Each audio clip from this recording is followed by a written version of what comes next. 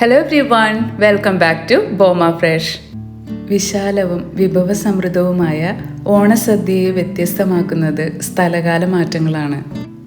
എരിവ്, പുളിപ്പ്, ഉപ്പ്, മധുരം, കയ്പ് എന്നീ രസങ്ങളുടെ ഒത്തുചേരലാണ് സദ്യ എന്നാണ് അറിയപ്പെടുന്നത്.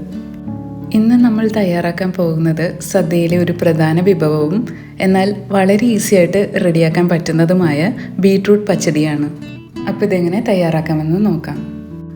ഒരു വലിയ ബീട്രൂട്ട് തൊലി കളഞ്ഞ് വൃത്തിയാക്കിയ ശേഷം ഇതുപോലെ നല്ല നൈസായിട്ട് ഗ്രേറ്റ് ചെയ്തോ അല്ലെങ്കിൽ ചോപ്പ് ചെയ്തോ എടുക്കുക. ബീട്രൂട്ട് വേവുന്നതിനായി ഒരു മൺചട്ടിയിലേക്ക് ഞാൻ മാറ്റി കൊടുത്തിട്ടുണ്ട്.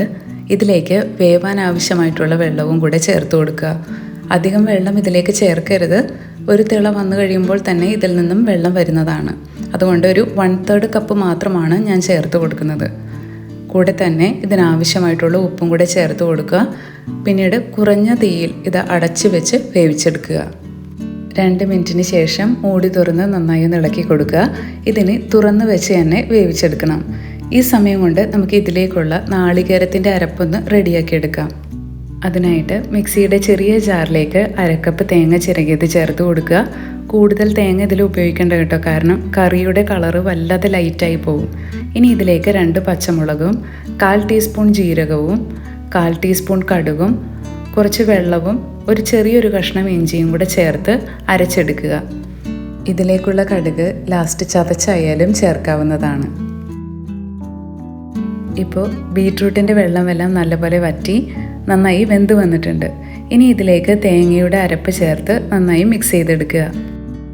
ഇതിനിപ്പോൾ ആവശ്യത്തിനുള്ള തിക്നെസ് കിട്ടിയിട്ടുണ്ട്. തൈര് കൂടെ ചേരുമ്പോൾ ഇതിനാവശ്യമായിട്ടുള്ള കൺസിസ്റ്റൻസി കിട്ടുന്നതാണ്. ഇതിന് ഫ്ലെയിം ഓഫ് ചെയ്ത ശേഷം ചൂടാറാനായി മാറ്റിവെക്കുക. അടുത്തതായി ഒരു ബൗളിലേക്ക് 1/2 കപ്പ് ഓവറായിട്ട് പുളിയില്ലാത്ത തൈര് ചേർത്ത് കൊടുക്കുക. ഇതുപോലുള്ളൊരു വിസ്കോ ഫോർക്കോ അല്ലെങ്കിൽ സ്പൂണോ ഉപയോഗിച്ച് നന്നായിട്ട് കട്ടകളെല്ലാം മുടച്ച് ചേർത്ത് സ്മൂത്താക്കി എടുത്ത ശേഷം ഇത് ബീട്രൂട്ടിലേക്ക് ചേർത്ത് കൊടുക്കുക. വളരെ കുറച്ച് മാത്രം വെള്ളവും പിന്നെ പാകത്തിനുള്ള ഉപ്പ് പോരെങ്കിൽ അതും കൂടെ ചേർത്ത് കൊടുക്കുക. എന്നിട്ട് നന്നായിട്ട് ഇളക്കി യോജിപ്പിക്കുക. ചേർക്കുന്ന വെള്ളത്തിൻ്റെ അളവ് ഒരു കാരണവശാലും കൂടരുത്.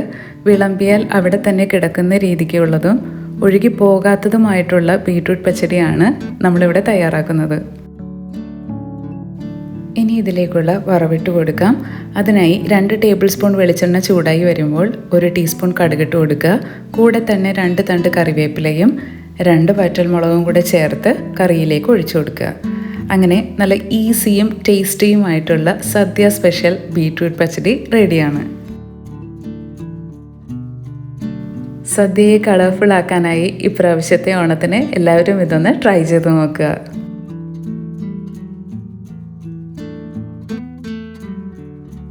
അപ്പോൾ വീഡിയോ ഇഷ്ടമായിട്ടുണ്ടെങ്കിൽ ലൈക്കും ഷെയറും സബ്സ്ക്രൈബും കൂടെ ചെയ്ത് ചാനലൊന്ന് സപ്പോർട്ട് കൂടി ചെയ്യണേ. മറ്റൊരു വീഡിയോയിൽ വീണ്ടും കാണാം. Bye bye.